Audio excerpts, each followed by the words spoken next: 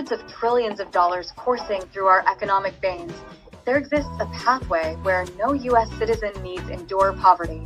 Every child should be shielded from involuntary hunger and thirst. By eradicating greed and corruption, we pave the way forward. This chapter delves into the rationale behind our governmental expenditure and prompts a critical inquiry into how our leaders allocate our resources.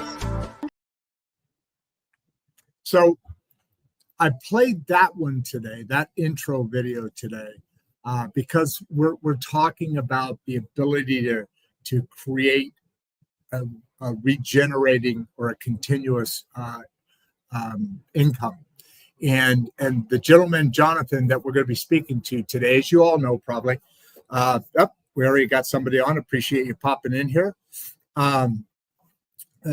Jonathan is going to be speaking about how they do that for people like me, for people like you in the e-learning space.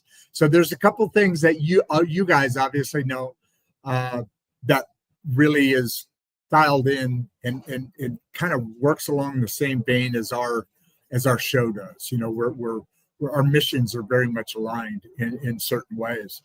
Plus the extra benefit, you all know how much I love accents because I'm just a ugly American spewing stuff out. But when you get those beautiful accents, and you'll enjoy it too. I love to speak to people that have other ways of saying the same words that I do, but only better. I'm gonna before we bring him on, I am going to play a little video. As you know, producer Barbie is and was a very instrumental part of the development of this show. Producer Barbie's in California now. She's out with her grandchildren, and our situation, our relationship has evolved a bit, and so I do want to every once in a while bring in and re-honor producer Barbie. And here's one of the things she was chatting about. I'm going to turn us on to camera 4 here and sit back a couple of minutes, and then we'll bring Jonathan on.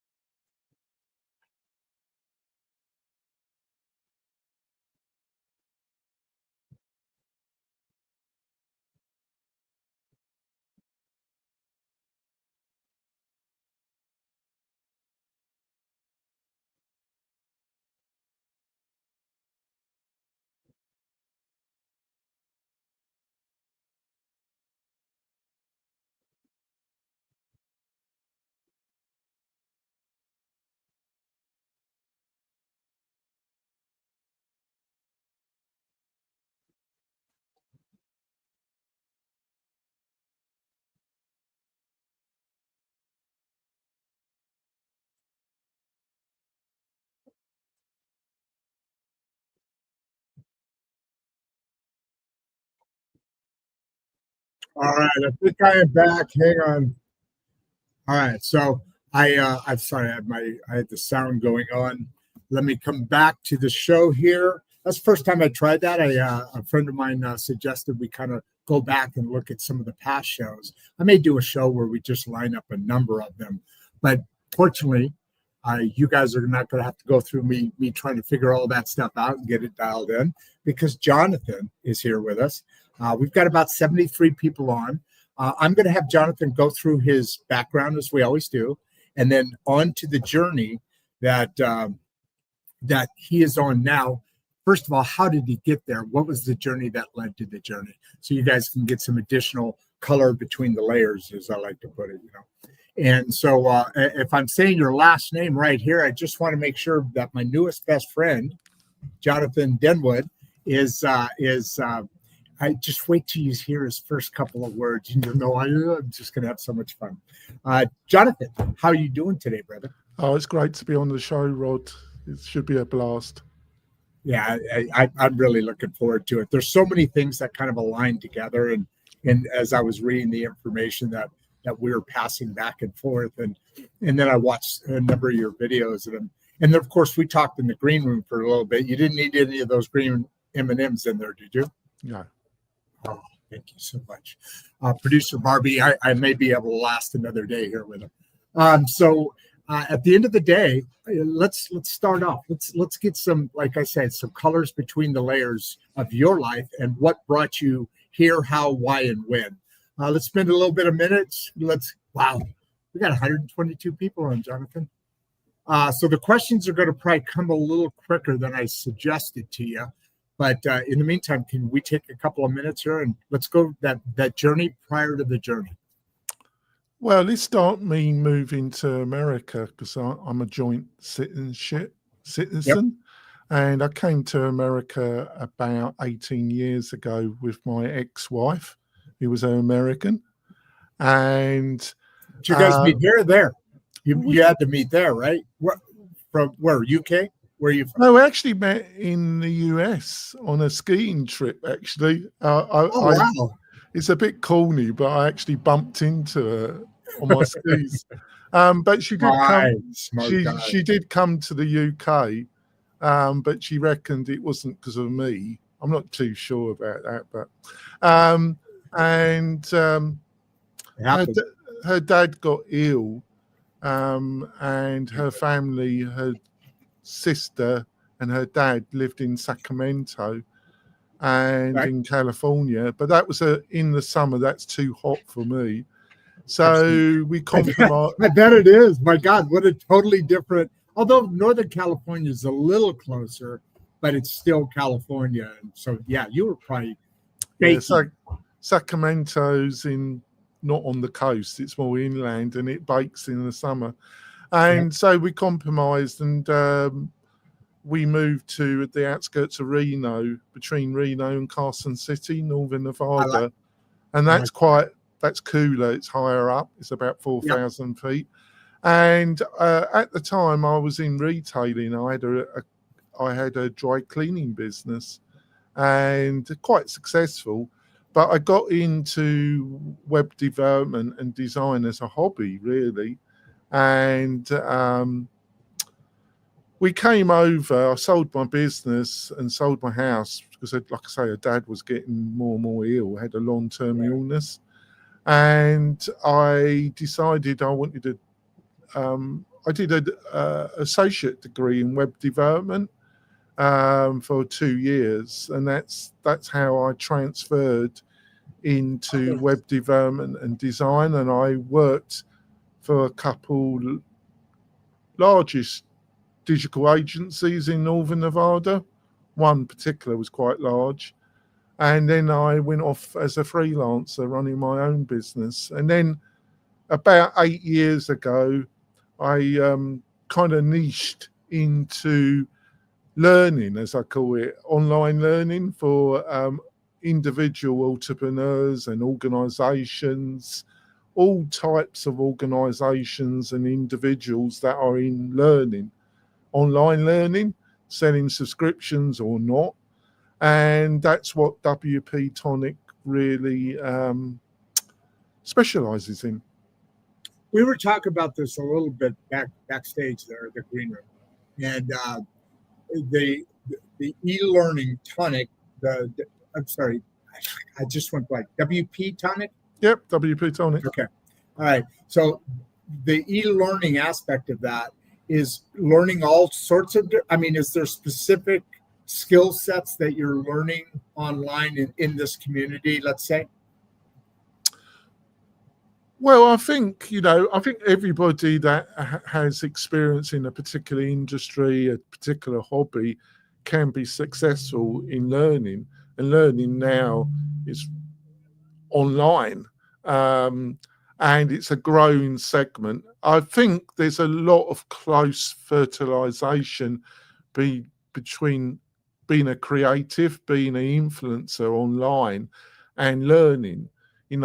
Almost a lot of people that are making a living as an influencer, online influencer, want to get into learning, want to build a community, have different sources of income coming in. So it's a natural, Rod. So there is a lot of cross fertilization between, and the influencer market is still the biggest growing sector online. It's not slowing down. It's still very growing as a sector. And it's possible to build a really great business at the same time that you might be fully employed or part-time employed. It's totally possible. No doubt about it. And I'm actually to a point, although I've kind of miscalculated some things. So like I said, your ability to roll that out and give a hand holding session to get to that point is very valuable, because like I said, I started this. Our first live show was a year ago on the 17th of this month, and so I wound down my business and machinery business, because now I can do this anywhere I want to, and my kids are just over the border in Texas and just over the border in Southern California. That's where I'm from, the Southern, which is even hotter than Northern, no matter what. But my point being is that doing that, producer Barbie and I kind of set a budget and said, okay, it'll take this long, and then we can start to have it generate an income versus just burning through the savings. And so I did part of that to move down here to Oklahoma, because it's the very middle of the country, right? It's the ultimate great middle class. Well, funny enough, I sold my property between Carson City and Reno about 3 months ago, and I've bought a house in Kansas. Are you serious? So you're very close to me now. Yeah, I moved from Chicago to here. Yeah, I'm in a town called Hutchinson, which is about 45 minutes from Wichita. Oh my goodness, you're really close to me. You're only a couple hours away from me. So why did you move to?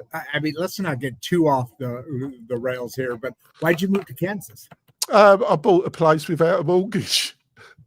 You did? I didn't want a mortgage anymore, so I sold my place. And that's what I did. Well, I've got a very small loan, but I should be able to pay that off in the next 5-6 years, and then awesome. Hopefully I will be mortgage free. That is beautiful, and that's the dream. That's the American or the human dream, right? I would have never been able to do that in where I was in Carson, because the house prices in the last 5 years have gone up by 70%. They have gone up in Kansas, but only by 30%.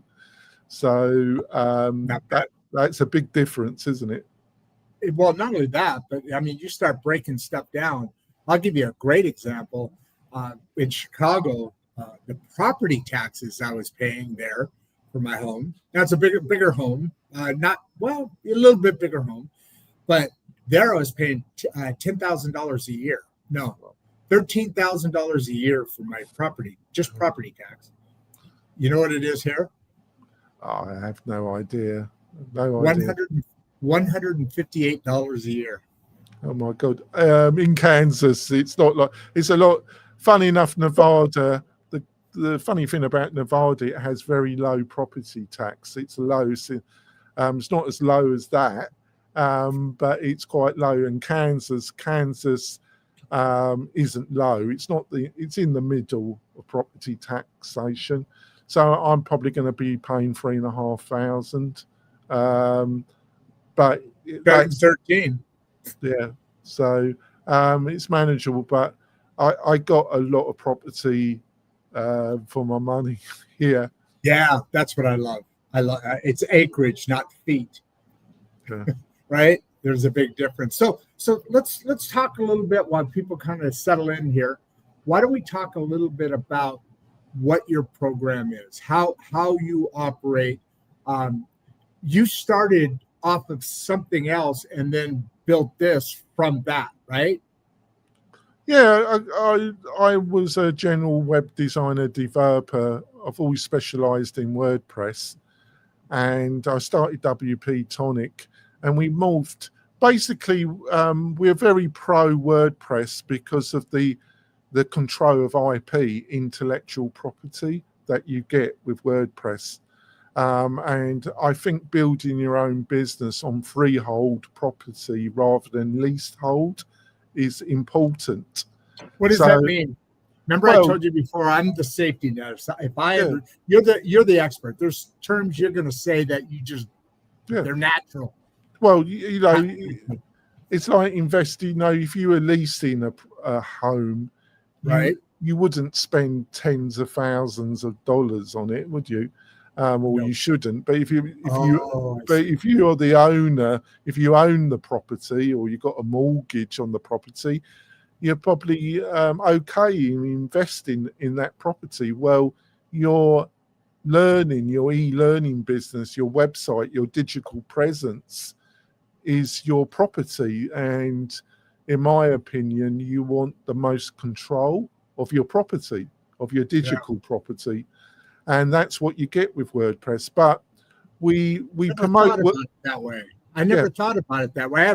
I have two websites. One of them I'm going to start winding down because it's more about the business, but it's got a lot of industrial good videos. So I got to figure that out. But then I started this other one. It's also WordPress. And you're right. You do own that property. I never thought about it that way, though. That's important.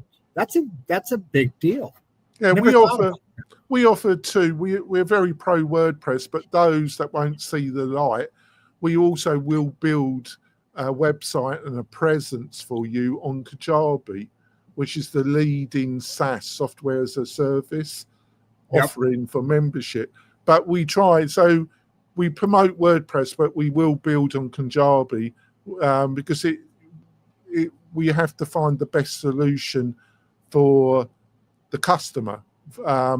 But we're very unique in the WordPress space because not only do we offer hosting, we're in our niche, but we also offer a lot of hand holding we offer all the leading WordPress software in a package. Oh, we got to talk. And we have an initial discussion with you, and we fit the right software package for your needs from our life. It's all fully licensed software. We've bought all the license, and then we set it up for you, and then you have another session with us where we show you what we've built and how you can use it. So it's really a very white glove onboarding experience. For that, what you're doing there, can you give out any numbers? I'm interested myself. We could talk afterwards, but I don't know how that would work. How you do hosting, which I'm interested in, because my host is this dude I've been with forever. He's like 300,000 years old, and he's kind of winding things down and all that. Great guy, but I need some stuff done, and it's harder sometimes to get with people that maybe aren't dialed in like you are. What I mean, can you even go over any kind of charges, or is that an unfair question? No, we have a starter plan month to month, which is $55 month to month, or if you pay annually, it's $35, and it's fantastic value. We will update the plugins once a month for you, but we also got a what we call plus support system, which is an extra charge where you get a couple of hours per month if you want us to do specific things for you. But most people starting off, the hosting plan on its own is totally fine. But, you know, you get great hosting. We've got a library of starter websites that we've built for membership. Okay. And we provide all the best WordPress plugin technology in one bundle that's aimed for somebody building a learning business. So are what you're describing now when you're hosting a website, is that then what you're saying at the running that business? Do you create a landing page then, and then you can go into the other parts of the site or whatever? But is that how that's how I envision it? Is that correct? Well, you got the main website, and you got the membership sections, and then the technology we provide, you can build landing pages, or we offer a totally bespoke service, which is at a much higher. We offer a bespoke service. What does that mean? That means it's done individually for the client's needs, which basically we have a more intense onboarding sessions with you, and we have discovery sessions, and we find out what the unique language that you should be utilizing. Because where a lot of people go wrong here is they concentrate on the technology, where you really need to find. It's a bit like, let's say you had a passion around health, you know. Yes. Health is very popular with people. Health is an enormous online market, but it's a very broad market. And unless you have name recognition or establish a large online presence, you're going to find it very difficult to build a community and be an influencer to that community to buy your course. What you've got to do, Rod, is find a subcategory, a niche in health, a much smaller community target. And really, when you found that target, that niche community in health, I'm just taking this off my mind. It might be women that are having their first baby and they're worried about their health and nutrients and what they should be doing with their body and weight. Yeah. Well, that's a great niche. That's health, but it's a niche. But there's thousands of women getting pregnant first time. So you find that particular niche, and then you try and interview some women or in that particular sector, and you find out what are their main concerns and the language they're utilizing, the actual language around their concerns.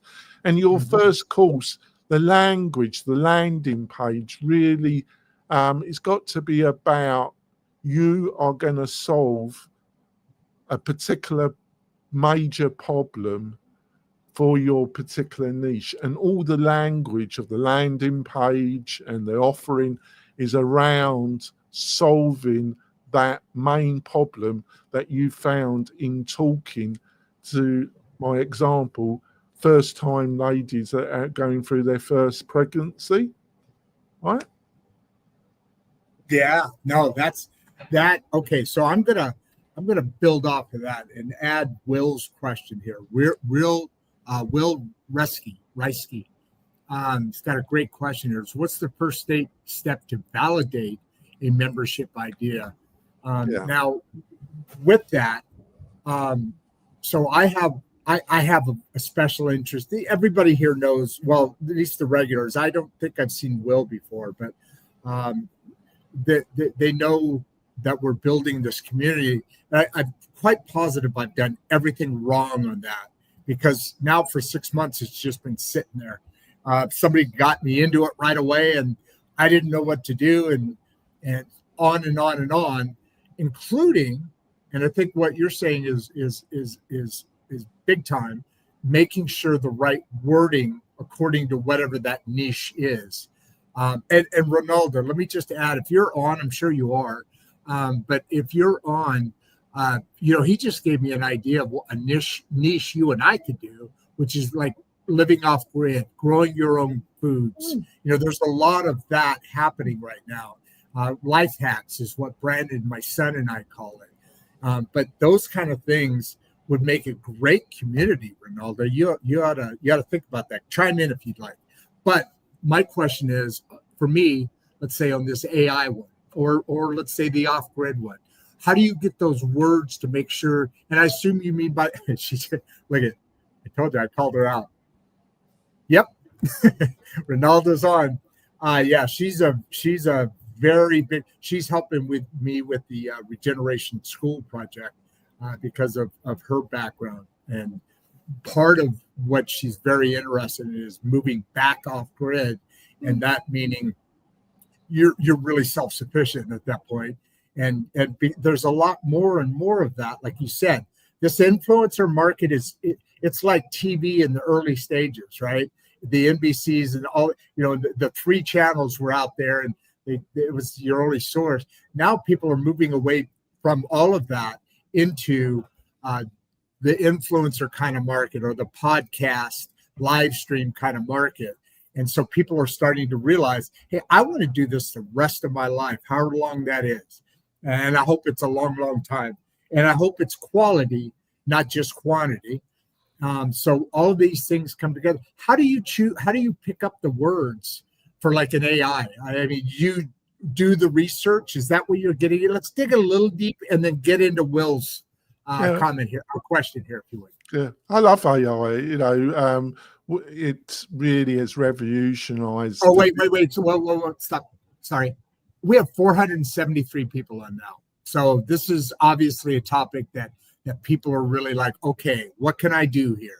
So go ahead. You love AI. Sorry. Yeah, because not only we've got the starter websites, but we've also got AI products. So on your second onboarding call, we can actually build the whole website in front of you using AI if you want that, right? And I love that. Beauty of the AI is it gives you all the content as well for the public facing pages. Obviously you've got to edit them, but loads of people used to totally struggle about the copy, so it really gives people. And the beautiful thing is AI is a great resource for building the actual written content for your course. You've got to do the video. And you could tell it to do heavy loaded with SEO for the search optimization. You can tell it what to do, right? Google doesn't like you using content for SEO purposes. If Google identifies that you're using a lot of AI content on the front side of the website, I wouldn't say penalize you, but you're not gonna get the benefit that you think. But as an initial template to get content there, and then you edit the front side. But obviously the course side isn't public because you're right. So Google's not going to index that anyway, so it doesn't matter. And it helps. And also I do a couple podcasts myself, and we've got a number of online tools that can help you with the graphics, producing PDFs, writing the content. There's about 3 or 4 tools that make the whole process of building out a course so much easier and so much more rapidly than any time in history. True. Yeah. And less complicated and more effective at the same time. And you got to remember that we've got a number of clients that are making six figures from their membership websites. You know, it's totally possible. We have, and I have one or two clients that are making it in seven figures, but we've got a number of clients that are making six figures plus. Yeah. So it's totally, and it's never got more easier with all the AI or having a partner like WP-Tonic. But to answer the question, how do you validate a membership idea? Will, it's a really good question, by the way, Will. Yeah, great question.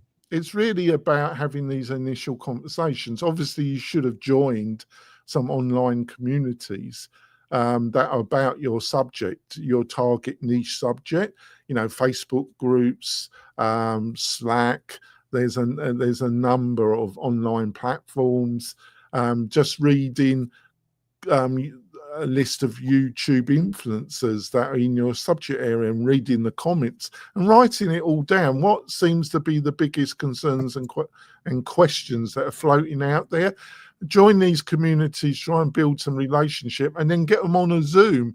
Get about half a dozen people on a Zoom, and so you just want to introduce yourself, have a chat, and ask them what they see as the biggest problems or things they would like answered about this niche subject, and write those down. And who are you asking? Who are you getting on a Zoom? Half a dozen people. Well, these people that you're on online communities that are talking about your niche subject. Gotcha. So you're joining. That's why you said go onto some other similar niche style communities and get them down, and then bring them on and say, hey, so I want to know what's this, what's that. That's what you're suggesting there. Yeah, because it's going to be invaluable. It's not that difficult to have a chat with 3 or 6 people, is it? Write down what their problems are. We've got a number of templates that will guide you through what we call the discovery process. This is where a lot of people, it's not that difficult, Rod, but a lot of people, this is where they go wrong, because they don't do a discovery process. They just guess. And you don't want to guess. You need to do a bit of research to find out what are the real problems that people want your course to solve for them. Right. No, that's a really, really good idea, because I'm just thinking, well, this is what I think that they're going to want to solve or need solved, and so another great. God, man, that's a really good concept. We got some really good questions coming up, by the way. Like David's here. How do you keep members engaged month after month? I'm assuming that's that community. You got to get in and talk to your community. Okay, so we're jumping a little bit ahead. We kind of went from, how do you make sure it's a good one, which we just talked about. Do the research, talk to some people, get some ideas. Now it's okay. We've got people coming in. How do we keep them involved? So my concept is, okay, I've got a classroom. I use school. There's what does my son use? Discord. There's different ones out there. I think that's what you were talking about earlier, right? Different communities. Well, there's Discord. Discord is a really popular one, or there's Mighty Networks, or there's Circle. But WordPress has a fantastic solution. It's called Fluent Community, and it looks very like school. But you totally I like the design of school. But you own the community. You're not renting it on somebody else's property. Are you kidding? And it combines with the membership software that we provide, and it's become extremely popular. But we definitely got to talk. Go ahead. To answer David's question, well, a lot of this comes from the bootstrap startup world.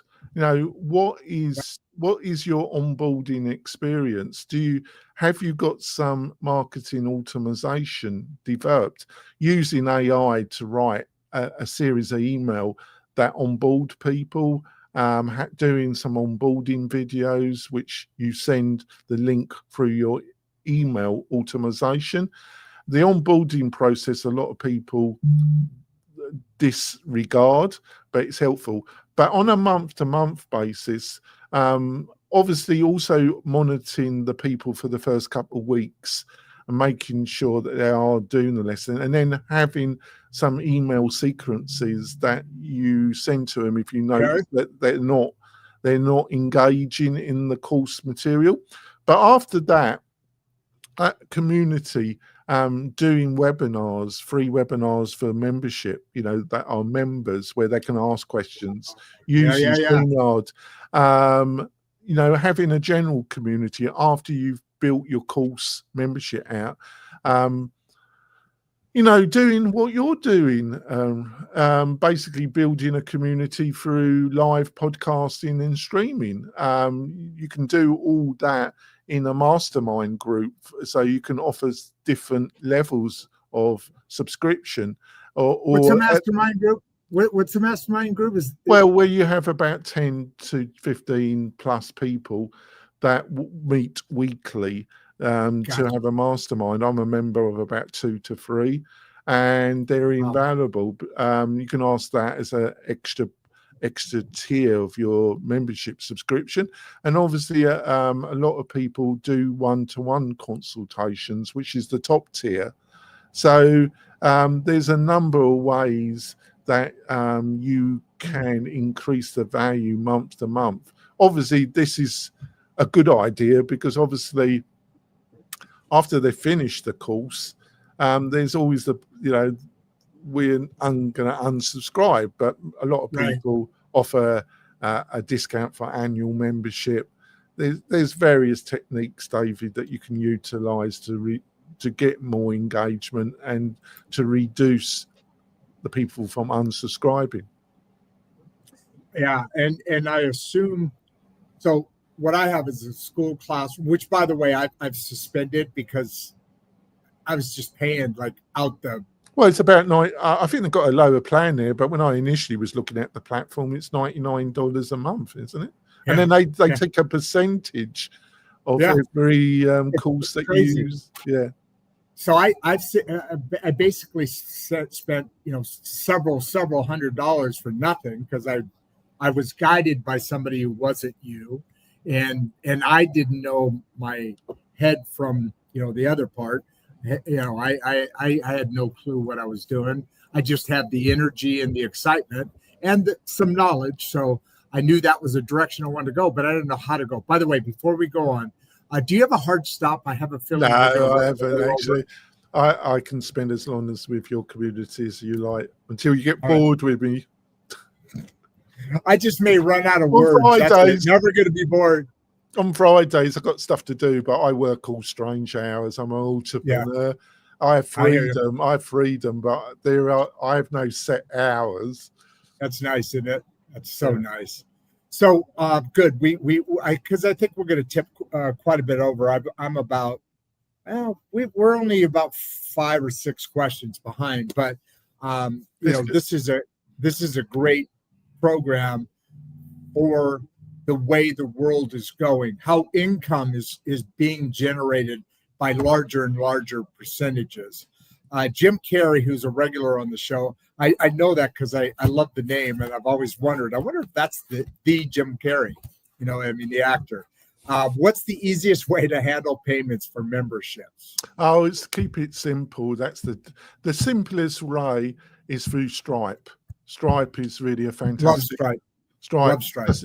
If you need to, you can add PayPal. They're not such a great company in my experience. Well, hold on, stop there, because that's what I use now. I use Stripe when I send money overseas, because certain countries don't allow PayPal and that. So I've used Stripe before, but I've only used a little bit. It's really awesome. PayPal is expensive. Why don't you like PayPal, and why should All right, and I'm guessing I should pull off PayPal right now and go to Stripe. Yeah, I would utilize Stripe. Stripe charges 2.9. PayPal charges a similar amount. The problem with PayPal, if you get any callbacks, anybody complains, you normally have a period, let's say 7 days, whatever, where you give a full money back guarantee. Let's say they're out of whatever, 7 days, 14 days, whatever guarantee you give. If they complain to PayPal, PayPal doesn't care whatever you say. They're just going to take the money out of your account and give it to them. You're wasting your breath trying to appeal to PayPal. They're not interested unless you're very big present. Then you might matter. Yeah. And then like Fiverr or something, you do a payment and you complain about somebody on Fiverr or something, you're not going to get anywhere with PayPal because Fiverr's a big client. They make a lot of money, but anybody small like you, PayPal doesn't care. Makes sense. Yeah, I've actually run into that. Stripe, they will investigate. They will ask your side of it, and if you've got clear documentation on your website about the refund policy, and it's obvious that the client is out, that they won't get a refund. Where PayPal doesn't care. So they're concerned with all of their clients, not just the Fiverr kind of. Goliath. Right. I've actually had a problem with Fiverr. I don't really find PayPal. I use PayPal when for some things, but generally I wouldn't use them for subscription. No. I'm going to take that advice, but I'm sure there's more advice that we'll be talking about. The James Show. This is interesting when another host or podcast comes on the show. They seem to be regular attenders, which I kind of get a kick out of. Can you share your favorite WordPress tool for memberships? This is a great question. This is a great question. Yeah, I want to know it. Yeah, there's an enormous amount of confusion here, and mostly caused by SEO. There's one particular company that dominates a lot of the search terms in WordPress, and they give very skewed information. Now, if you do a search for a membership plugin, you're going to be recommended a certain plugin that isn't the best. The best is utilizing a learning management. Wait, say that again. Say that again. What did you just say? Yeah. If you just search for the best WordPress membership plugin, you're going to be given the wrong advice. Right? Yeah. Yeah. Right? You're going to be you're going to be taken down a side river, and then you're going to go over a fall halfway down the journey. I've been there. Because the what you should be utilizing is a learning management system plugin, which is a membership plugin on steroids. And the best one on the market for the individual entrepreneur is Lifter LMS. They offer a free version, which is just fantastic value. We provide their top of the range as part of our bundle, which is normally on its own $1,500 to purchase, but we offer it as our hosting. But they do offer a free version, and then you got to pay another $149 for a Stripe add-on that will allow you to take subscription payments through Stripe.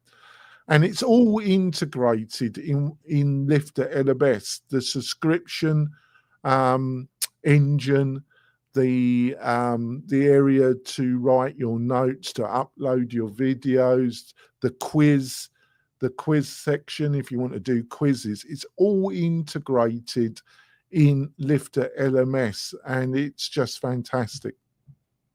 I got to jump around here a little bit on these questions now, because there's some that are kind of out of order. And since we're on the finance side of things here, or the receiving revenue, which is what everybody's here for, I'm going to jump around a little bit. So I'll be off the screen a little bit more trying to organize these questions. So I assume we just have a typo here. How do you keep churn rates low for memberships? A nut Todd. these are all awesome questions. Obviously, well, like I said, Todd, the best answers to this is to listen to the Startup World and the Bootstrap. Startups for the Rest of Us is a great podcast, and it'll give you a number of ideas, Todd, but the basics do come from the Bootstrap Startup World.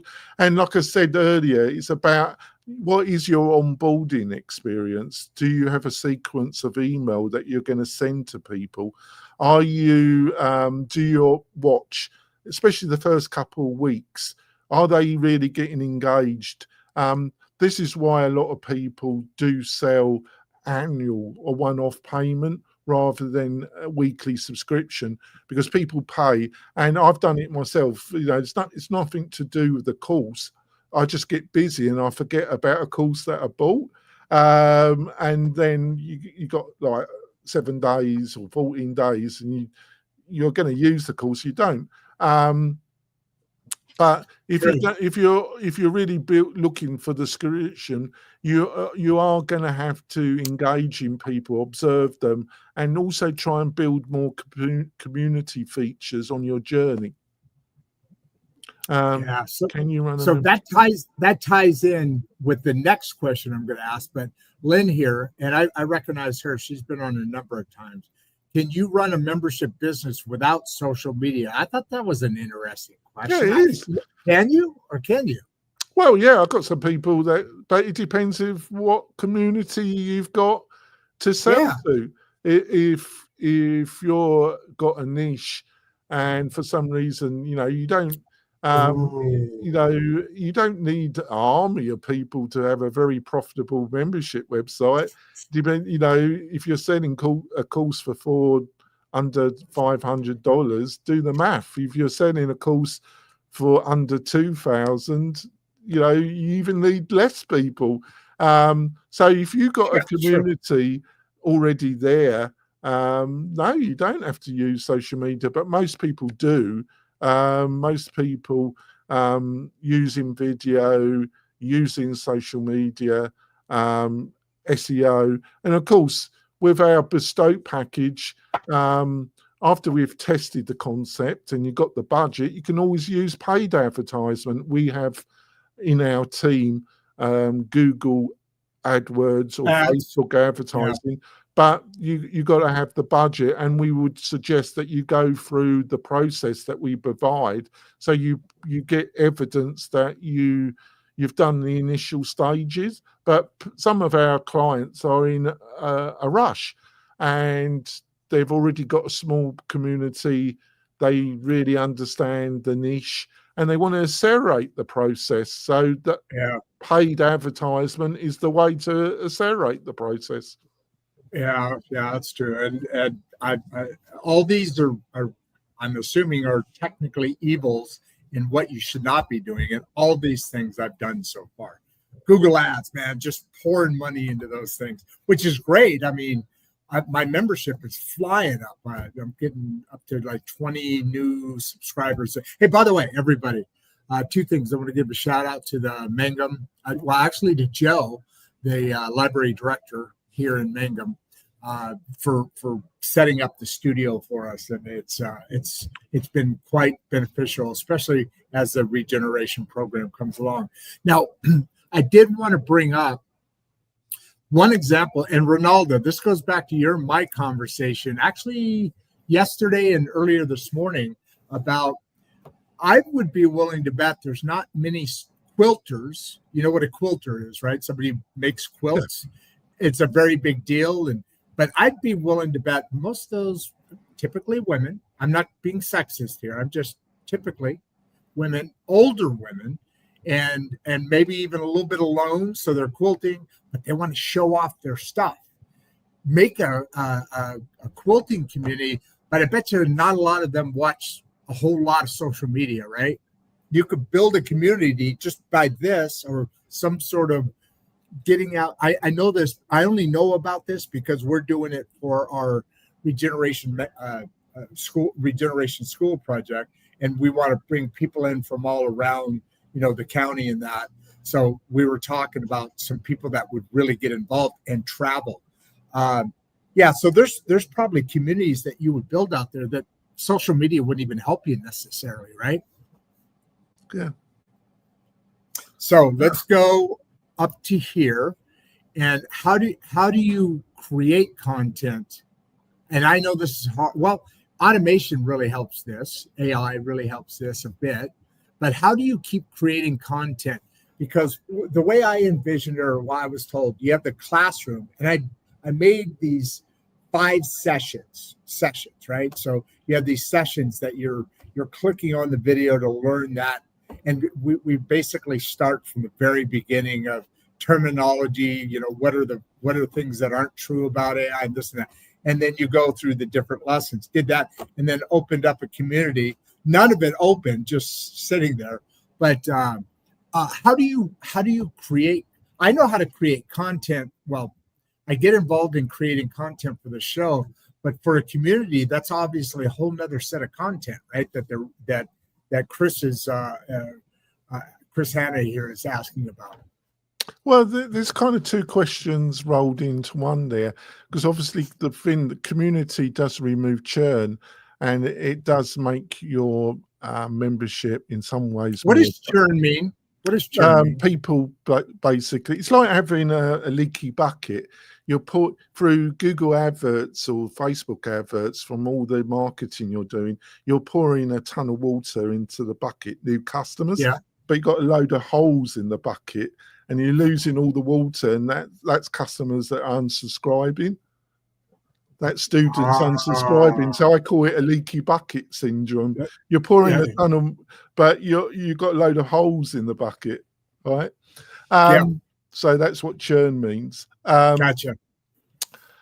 Well, there's two answers to that. Community is great, but you don't need community. I know a load of people that built their membership website up, Chris, and they only do it like every 6 months. They open up the course, and they have a actual pre-launch, continuously launch. They basically they normally built it up though, and it's at the higher membership price range, Chris. So then they've got the budget for paid advertisement, but they update the course periodically to keep it fresh, updated, and then they have kind of relaunch it every 6 months or once a year. There's a couple of people I know only launch like once a year. They do a lot of pre-marketing to warm up the new market, and yeah, you can do that. So that avoids burnout. What is relaunch? Yeah, that would be easy to do, obviously. But what does relaunching do?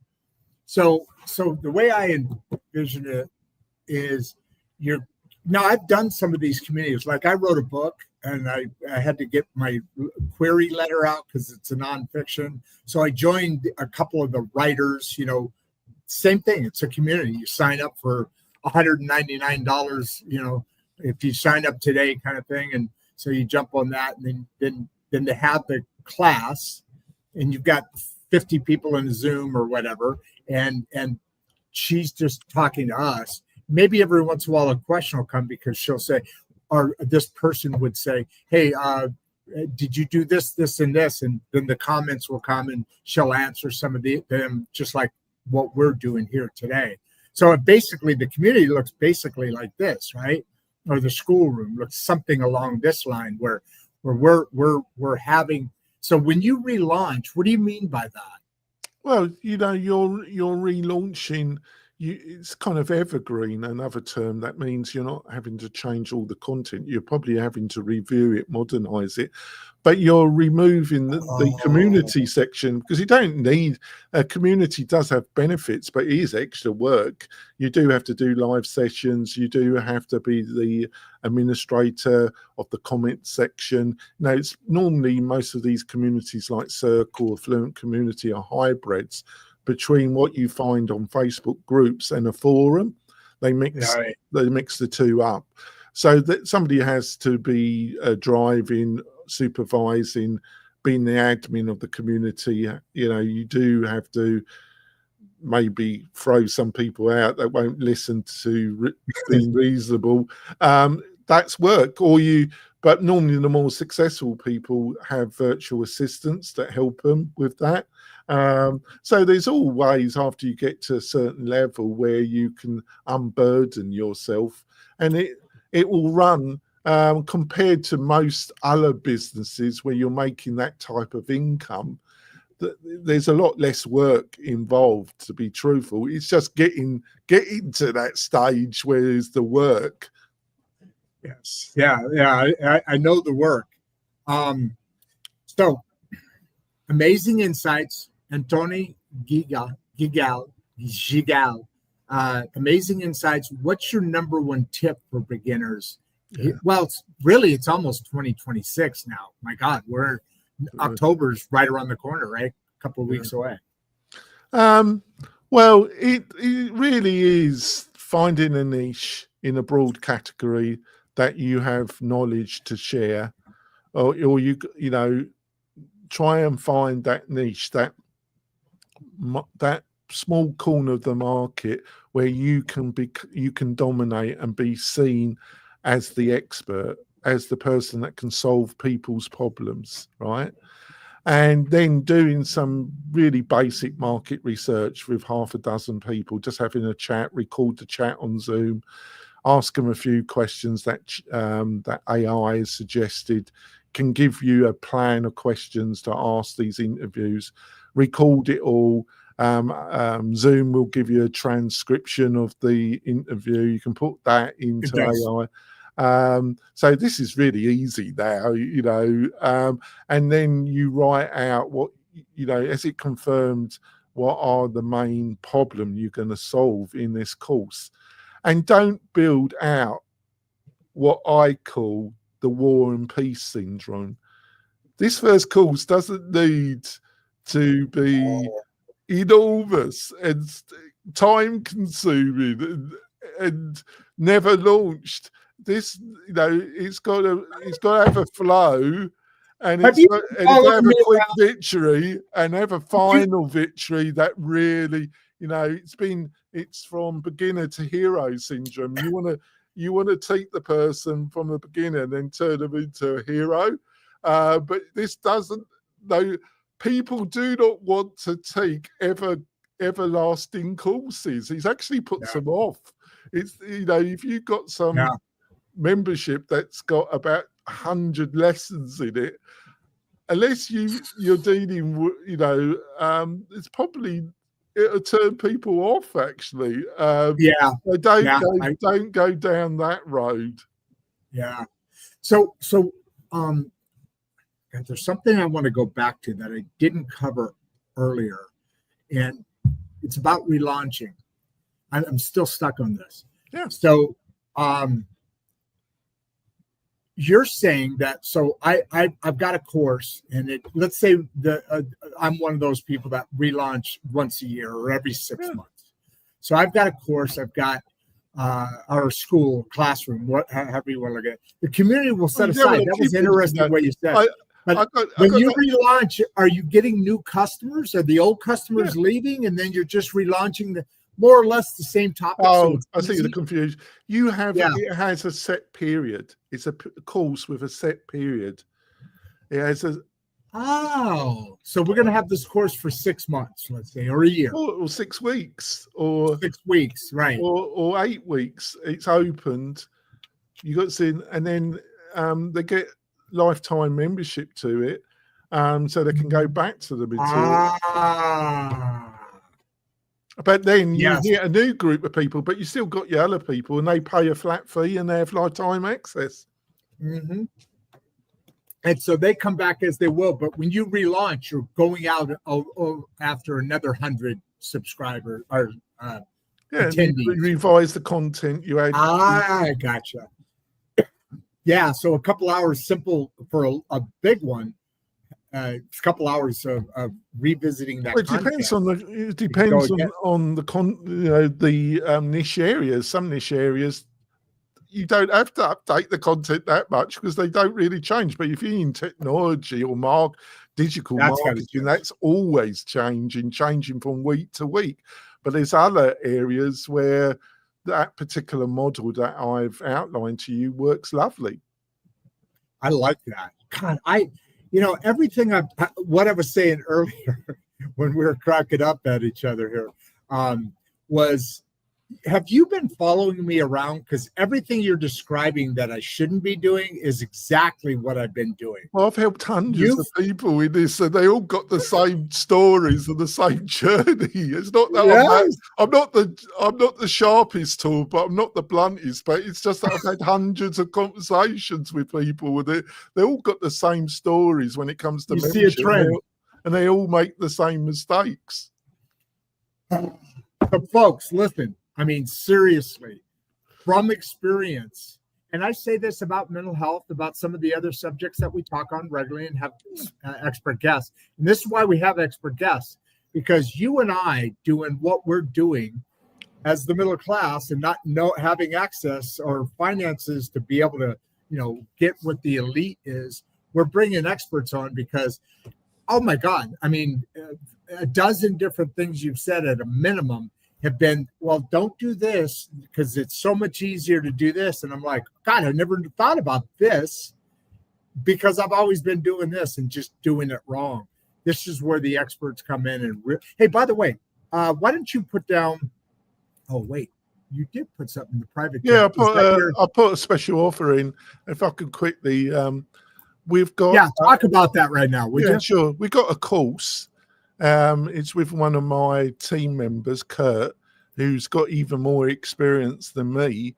And we've done a course that shows you how to build a membership website from beginning to end, right?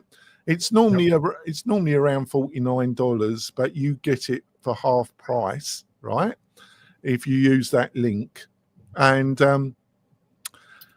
also, I just wanted to say that if you buy the course, we will send you a coupon code that will take 50% off your first year's hosting with WP-Tonic. That's our starter plan, and you'll get 50% off. After you bought the course, we will send you an email with that coupon code. Okay, so let's hover here for a minute. There's a couple more questions I got to go back to, by the way. Excuse me, I got a little air coming up right now. Yeah, sure.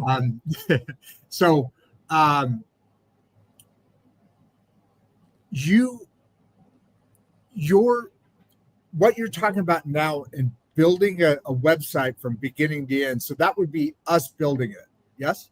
Yeah, we show you how to set up Lifter LMS, how to use the page builder, the website builder that we give you, and the key plugins that will enable you to get all this. Because most people with WordPress has got all these benefits of ownership, IP, intellectual property ownership, but it's got so many choices, and people spend 6 months researching all this, and then they get fed up.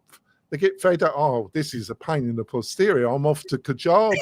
And don't get me wrong, we love Kajabi. And if you want us to build a website in Kajabi, but Kajabi, they do have a Kickstarter plan, but it's not the one we recommend. We recommend their basic plan because the Kickstarter is a little bit, I wouldn't say crippled, but it's a bit limited.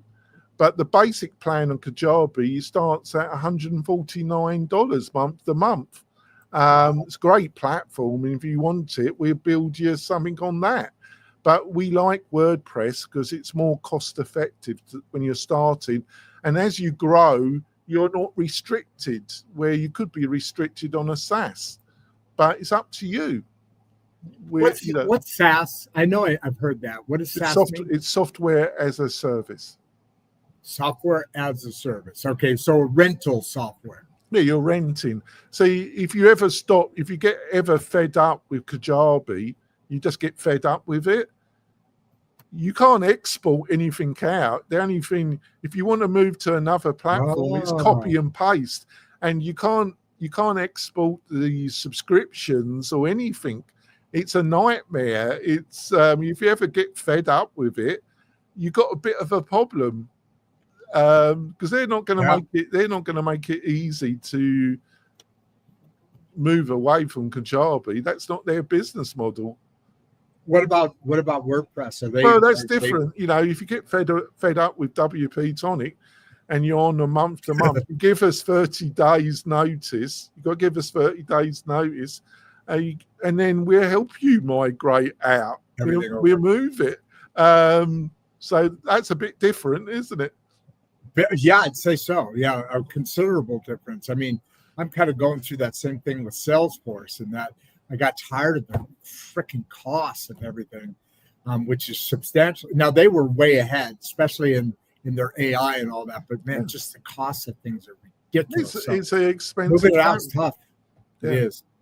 It is. So, I'm trying to take care of more of, taking advantage of things that are like you're talking about. They're so much more cost effective, and they're so much more workable. And then but to know that, you really have to have people like yourself educating us. Yeah, the main problem with WordPress is there's just so much choice.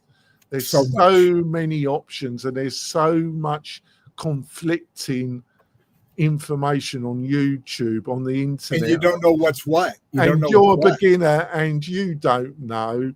We take, at WP-Tonic, we take all that. We have selected the best solutions, and we have provided them as part of our hosting package. We're saving you all this bloody time looking at YouTube channels and reading stuff and getting totally confused. Well, we're saving you from all that. Well, it's funny too, because you're talking about a hosting service here. And I know from experiences that I experience, and I guarantee everybody else out there from experience has the same sort of thing. Usually hosting is, okay, set it down, we'll host, pay us money, and the computer hosts all day long. But you're adding a service to that. You're making it more colors between the layers. It's not a good one, but you're making it more reasonable to be able to have access to your expertise, because that hosting has got a little extra in there where you're given some help, and then you can build up from there. But usually hosting companies, you throw it out there, they do whatever they do, and then really you don't hear from them, except for that monthly bill, and then maybe a little thing here or there. Now I know WordPress does update the plugins, but I have no idea what any of these freaking plugins are. Trying to do it myself, like you said, I don't understand that language. I have classes in AI, but our class is in before you get to the point of who you are. The way we deal with that is we're offering an enormous amount of value with the hosting. Yeah. But if you're in pre-monetization, i.e. you haven't sold your first membership, right? We don't, what we offer initially is fine. But if you're starting to sell memberships and you're starting to build up a real business, we do encourage that you buy one of our service plans. You don't have to. We just encourage, because you're going to get a lot more service. But we don't insist that people do that if they're in pre-monetization, because that's not fair. That's, nobody wants to do that if they haven't sold their first membership. Right. And you're struggling against, you're swimming up water even more at that point. Chris here's got a wonderful comment. Why don't you read this one? I really enjoyed the insights. Keep them coming. There you go. And then Ronaldo chimed back in here, and I'm about this. Sorry, but Quilter are on TikTok already. Oh, okay. I didn't know that. Okay, so that would be, okay, that was a really bad example. Damn it, I was hoping she was supporting me on that one. But I just goes back to that whole quilting thing. Think about it. I mean, there's all sorts of things that people do, fishing, all sorts of things that people can join a community, not join a community. I know. Then I've got to be honest, there's nobody in the quilting area that's hosting with us at the present moment, to my knowledge, but I have known a couple membership businesses that were running about quilt, and they were highly successful. That's what I've heard. There's these unique kind of things that blow up because they can't go anywhere else, and they're into that, whatever it is, And including community. cloaking. Well, the thing is, I've got a Facebook group because it's a bit like the cobbler with your shoes. I'm selling, but I haven't got enough time as it is normally. So I've got a Facebook group, but the problem with Facebook, it's okay, but they won't give you the emails that easily. You're building something on somebody else's platform.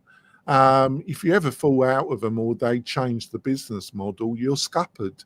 So the main thing that you're doing with other people's platforms is to promote your website, and the second main thing is getting people's email addresses. It's one of the few mistakes I've made in marketing. I'm trying to build up my own email list, and I'm getting some success. But the people I know in the WordPress space and the membership that really have ongoing success is they've got a laser focus about building their email list. And because that can't be taken away from you. And we have people, that's the other thing. We do provide, through our plugins, we provide the engine that sends out the email. You don't have to get that. It's provided as part of our hosting, the marketing email. That's all sent. And we've got very generous email limits. But the people... Meaning how many you can send out a day, you mean? Yeah. But the membership, I know some people that are hosting with us, they've got like 10,000 email addresses. And that... I've got 6,000. Yeah, if you've got a strong list and a strong opening, that makes a real big difference to your membership website. I haven't started that yet. I need to get that dialed in.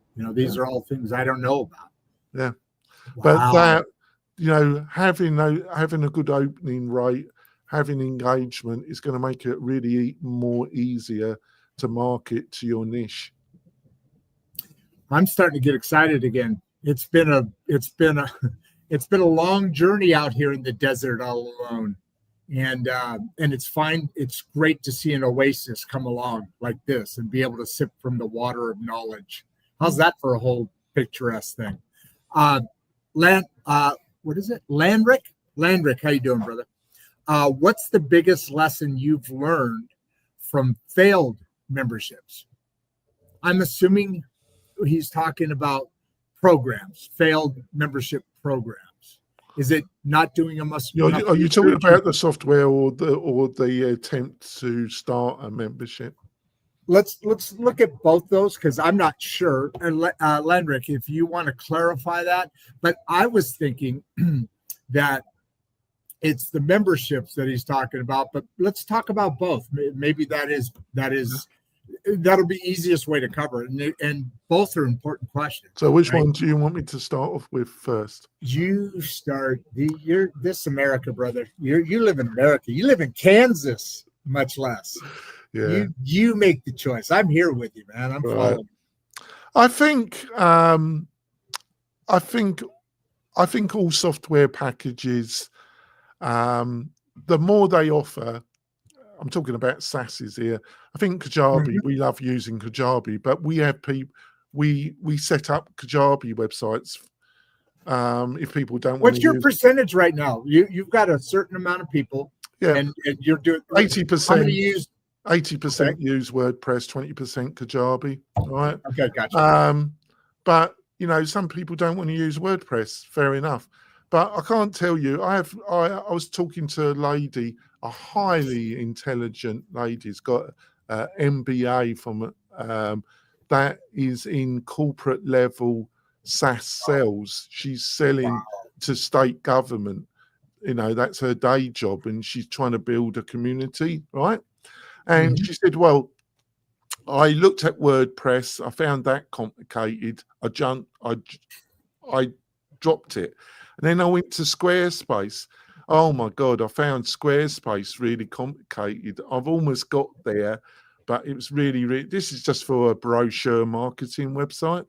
And she said, I've looked at these marketing platforms, I think it was ClickFunnels. She bought into that? She said, "Oh, that's a pain in the posterior. I'm looking at something else, right?" And this is a really educated, really sharp lady. So buying into very complicated platforms that offer everything, and Kajabi is a bit like that. They throw in the kitchen sink. Their interface lately has improved a bit, and they do offer a lot of educational and video training, and it's very good quality. But it is not, depending on your experience, it's not the easiest platform. That's why people pay us to set everything up for them and give them training, right? Yes. And WordPress isn't really that more complicated. I think where people get frustrated with WordPress is all this choice. Mm-hmm. They get sucked in, spending 3 months choosing the right membership plugin, and then choosing the right page builder, website builder, and then 6 months and they haven't even built the course, and they get fed up with it. So choice is great, but it can be problematic as well. But all these choosing an all-embracing solution and finding that it was more because it offered so much, it was too complicated, right? Yeah. And then when it comes to the actual course side, I think it's really not doing this research, not finding the niche, and not finding the real problems that your course is going to solve, and thinking that building some massive course is really offering value. And what people really want is a solution. They're not looking for 100 lessons.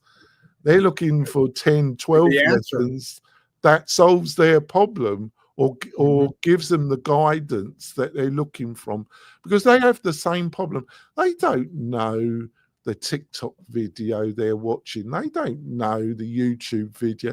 They don't know these people know anything. They're not gonna research everybody that puts a video. And let's be frank, a lot of people that are putting content on YouTube, on TikTok, on Instagram, they don't know what the hell they're talking about. So true. They have no clue what they're talking about. Nope, not at all. And you find that time in and time out. And then because it's just like anything. You have a range of people, and the great range doesn't know what they're talking about, but the ones that climb know what they're talking about and know all the tools that and so, it all kind of comes together to make that a successful endeavor, right? Yeah, you're totally right. So is there anything, I think we've kind of made sure we collected on everybody here. Let me put your website back up. Is there any other contact information that you want besides this being your website? I was on there. It's kind of cool. Yeah, you can book a free consultation with me as well. It's right on the home page, right in the left corner. You can click and have a free chat with me. So if any of your tribe, as I call them, wants to have a free chat, they can. I'm quite approachable. You get half hour of anything you want to discuss with me, or you can join the WP-Tonic YouTube channel. That's got a load of content on it, and we also do a weekly podcast called the Membership Machine Show.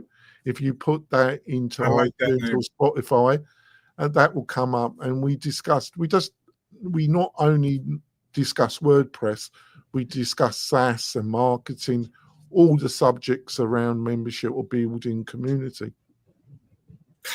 That is awesome, dude. Well, I mean, as promised, folks, this was a show that I've been very much looking forward to as we pass the information. Can I just say one other quick thing? I'm going to ask you. You can say many quick things and many long things, because I definitely want to get more information from you. I want to have a closing comment from you, and then a wave to your fans. We still have almost 400 people on here. We got up to about 489, but they're starting to wind down. But yes, what did you want to say? I'm sorry. It's totally achievable to build a sustainable business and do it part-time. It's totally possible to get to 6 figures and really get to an amount of money that can change people's lives. And if they want to give up their day job, this is one of the few totally possible and totally legit ways of building a real business. And influencer and learning markets are still, they are intertwined and they're still expanding. And the influencer market's one of the few digital markets that's got enormous growth in the next 2 to 3 years. And it's how do you describe as an influencer? So technically, it's somebody building their tribe, building their community, building influence. That's what influencer. When somebody they're looking for somebody they trust on a particular subject, or they look at that person, they follow that person. I have, in the WordPress or digital marketing, I have a half dozen people that I religiously follow because they have proven their knowledge and their credibility to me, and I always follow their content. What is the WordPress? I meant to ask this right out of the gate. We went on to something else and I forget. So in some of your description, you talk about the WordPress community. I know WordPress. I didn't know WordPress had a community.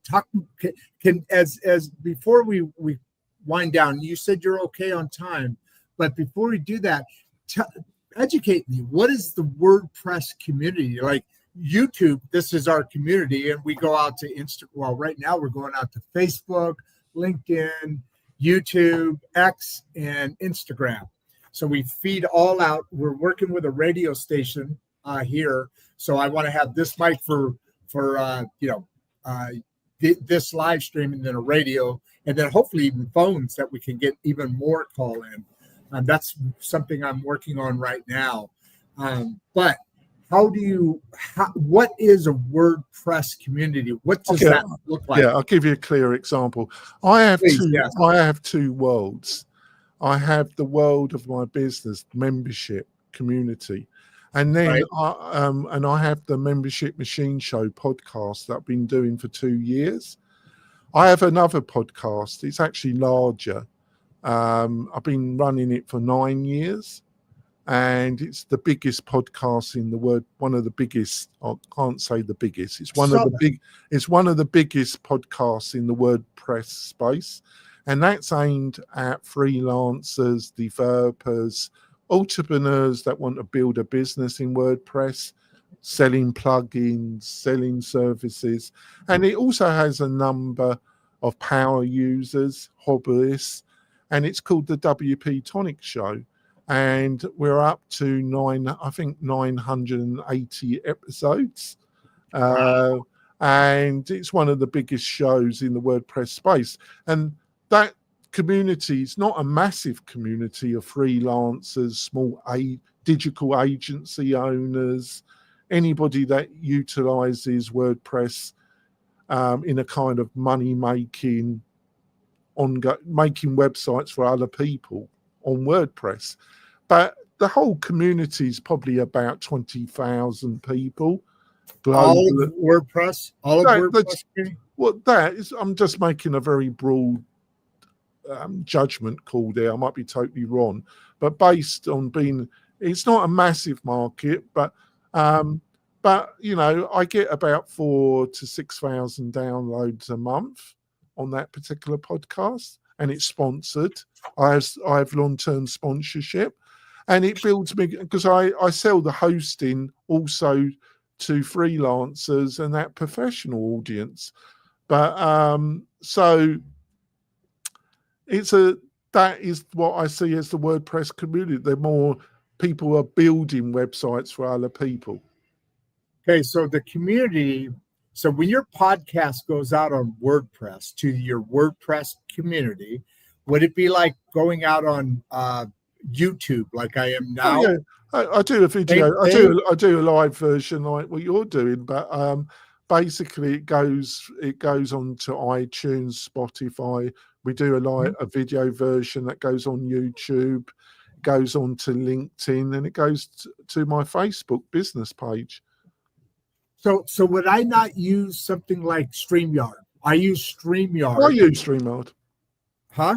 I use StreamYard to record. So okay, so we do the same thing in that aspect of, let's call it the back end, and then I would just add an additional location of WordPress if I wanted to start building WordPress community. Would that go out through my website then, or what does that look like? Well, you use Castos as your podcast. I use Castos, and Castos has the leading free WordPress plugin to actually have your podcasts, because obviously you need the RSS feed. Right. And I use Castos, and I've been with them for a number of years, and I know the owner personally.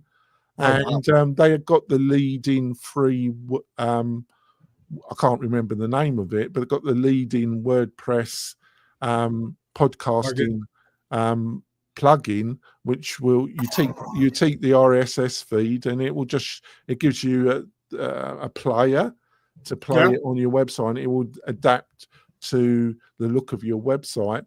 And so they've got that, and Castos is a good platform, and it's reasonably priced. So that's how you do it. But I also push it onto iTunes, on iTunes Player, the Spotify.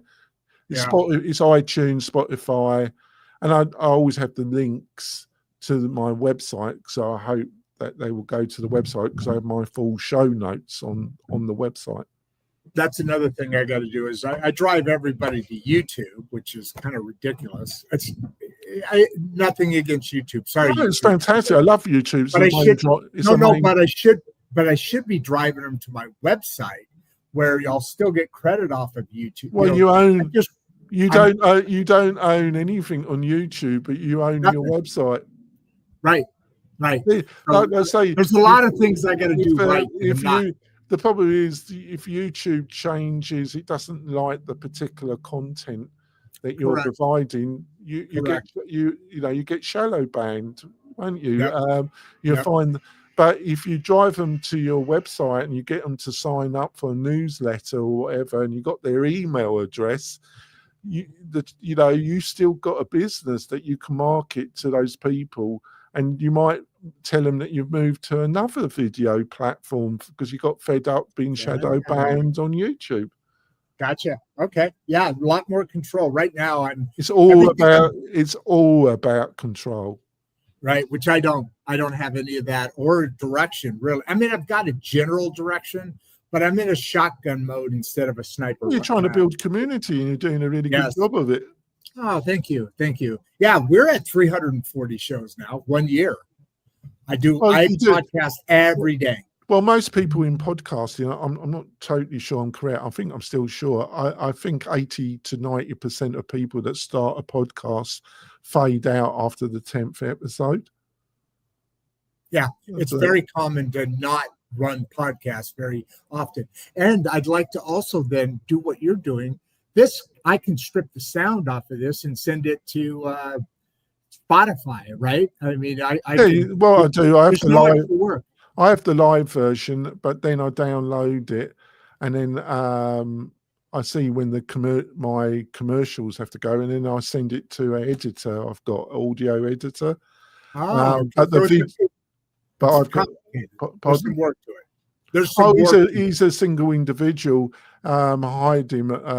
He was recommended to me about 6 years ago, and he's been with me ever since. I think he does other work for other people. Sure. If you want the name, I'll send it to you. Please. He's been a great guy. He's never let me down. Only 1 or 2 times when he's had personal problems, family things. Sure. So I get it edited, but I also edit the video, but I do that myself to put the video adverts into it, and then I upload it to YouTube. But we do a live version that's not edited, and you find out on the YouTube on the live tab.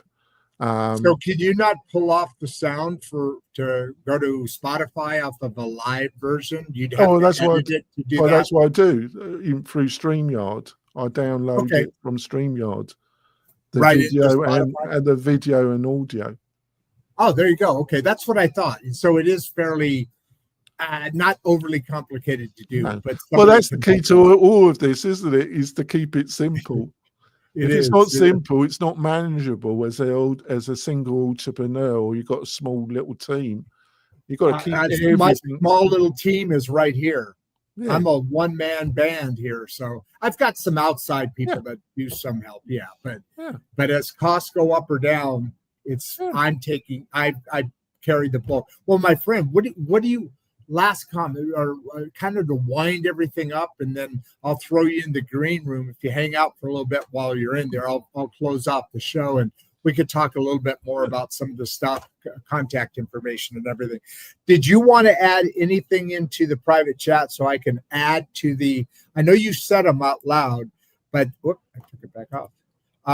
This and then the website without /deals is where they can click in the corner, talk to you direct. The course done by Kurt, who works for me, it really is. I think with the deal we're offering, you get it for $29. It's a fantastic course, and it will save you so much time.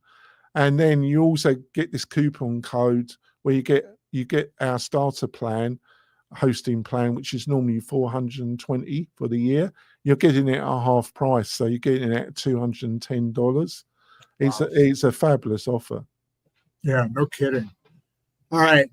Make sure and put that in the private. Anything you want me to copy and paste over. I don't know why you can't go straight into chat. I don't get why, but maybe you know why. Because you use StreamYard too. Hey, by the way, you could have streamed to your audience as well, couldn't you? Off StreamYard, you can do that. I think you can do. Yeah. I think you can. So last comments, last thoughts. Wrap everything up. What is something you want to leave? I mean, you got 340 people still here after an hour and a half. That's really unusual. So you got a fan club. Last comments. Well, I've tried to provide some value to the audience. Hopefully, I've been successful. I think you have. I think I've shown I actually know something about this because I've been doing it for 8 years. I've got a problem, haven't I? But I think the main thing is do your research, find your niche, find out what real problem you're going to solve, the 4 main things you're going to solve, but get early victory for the people. Don't build a war and peace course. Keep it short. The shorter the better, but they need a result from it. And keep everything as simple as possible. Don't go crazy. Get a landing page. Do a pre-launch early bird special. Before you even build I would do it before you even build the course. Do your research. Use AI to get outline document. Get the verbiage for the landing page and do early bird, and then publicize that and see if you get some people sign up for the early bird. So it proves that you got the wording right and you got the offer right before you even build the course out. Proof of service, right? Yeah, unfortunately, I've known a few people that have spent over a year and a half building a massive, and they were people. It was a good course. There's one woman that was, she was a voice trainer, lovely woman, absolutely lovely woman, and she had over a number of years experience and a following and well respected, and she spent over a year and a half building this massive course.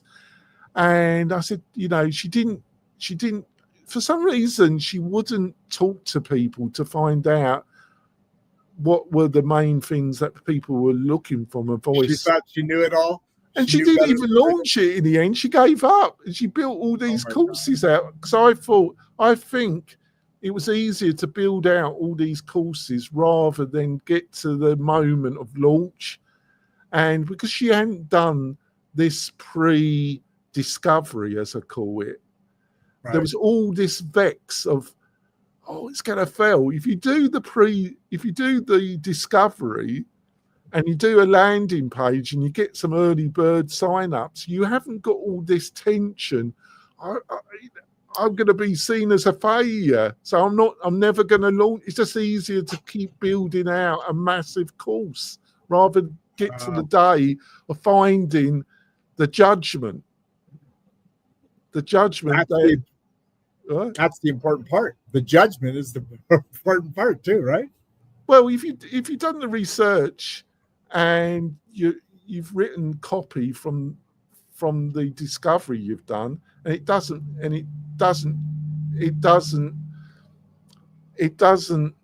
gel with your target audience, all you do is just do some more research and change the copy on the landing page until you do get a response, and then you knock up the course.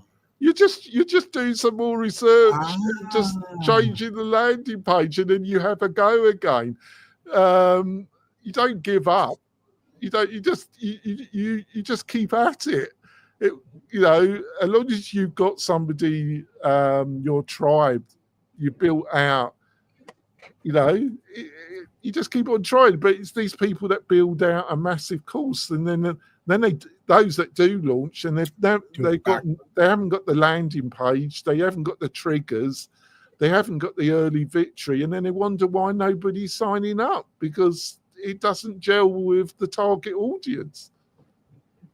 Yeah, I kind of have some good experience with that.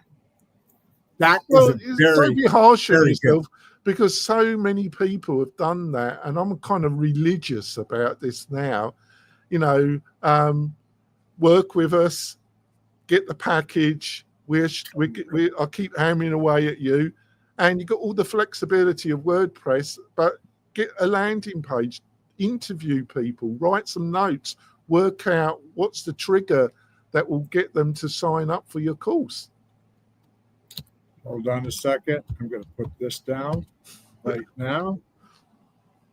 All right. So that is the thing I need to get fixed. I'll give you insight. I've got one guy. He trains people in party balloons. He's a magician, and he does all these party balloons, right? And he uses Lifter LMS. And he's got a 6-figure business. He's got a membership website where he shows people, if they want to become a part-time magician and use balloon, all these different shapes, he shows you how to do it. And he makes 6 figures from it. And he's probably having the biggest blast of his life because he's doing something he loves, right? I mean, otherwise he wouldn't be doing it. Well, he's finding the niche and finding the language and finding what triggers them to buy the course. And you do the language as well.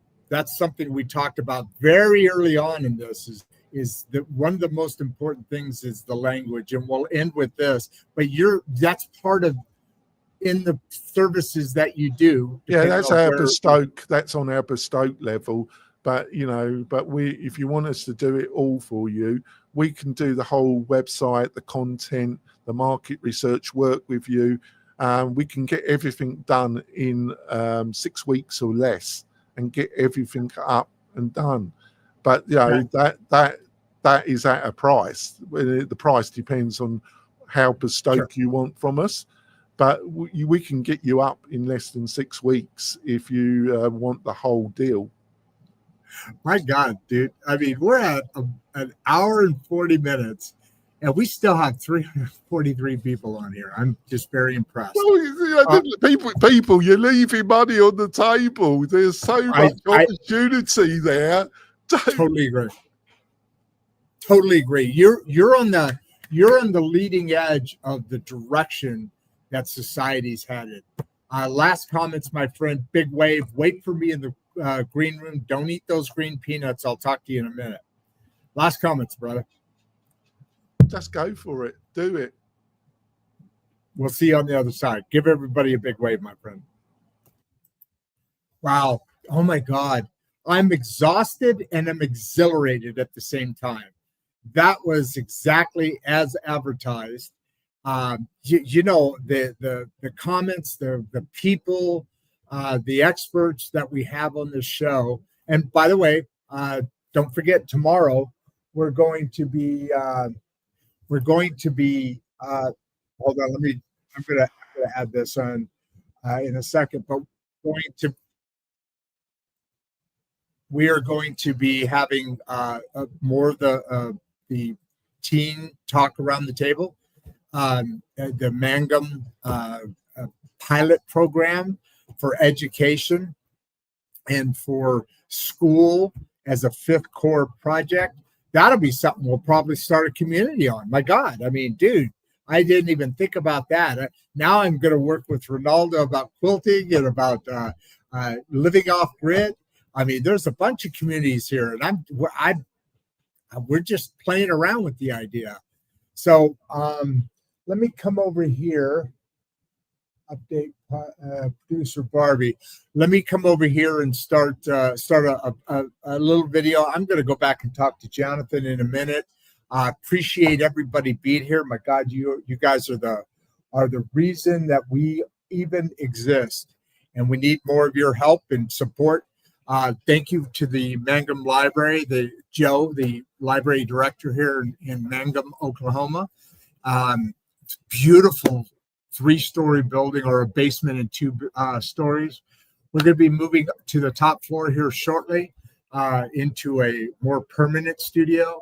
But at least here we're able to bring in teenagers. You can't do it out of a home office or anything like that. So I've been very fortunate in their belief in what we're doing and their support. I'm going to pull a random video out here. Project 13 we did already. 14 saying will make sense someday. I'm going to close with this, and then Barbie will have a word on the end, and then we'll hook up again tomorrow, where we're going to have Naya, if you remember her, from Australia. She has authored 70 books, and she talks about AI and how that's moving this world forward. And so what we're going to talk about tomorrow with Emma Lynn, my granddaughter, Emma and I will be talking to her about how AI is affecting kids in the world that they grow up in today. So sit back. What the world needs now. I think I want to go with staying high will make sense someday. So let's go to camera 4.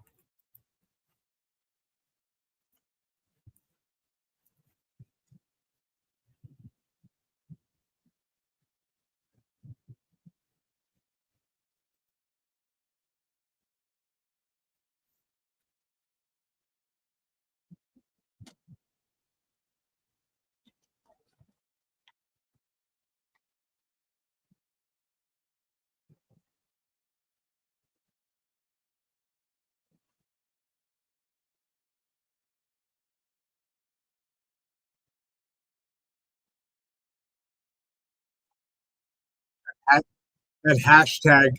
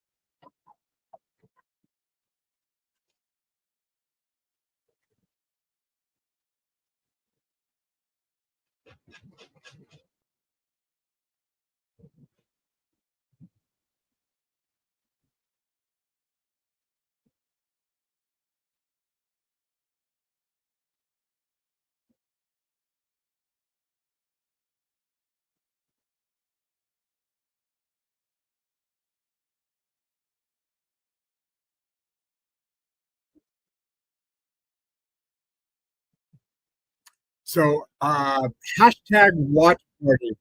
Hashtag watch party was the hashtag I was thinking of that Barbie wanted to start. I'm going to start playing more and more of those, just in honor of where we came from. That obviously was a year ago, ish, and people evolve. I'm a lot more tan than there. I've actually lost some weight too. Over the last year and a half, last 2.5 years, I've lost 70 pounds. And, so there's just so many things that you can do in your own life to move forward. With that, I am going to say I am out.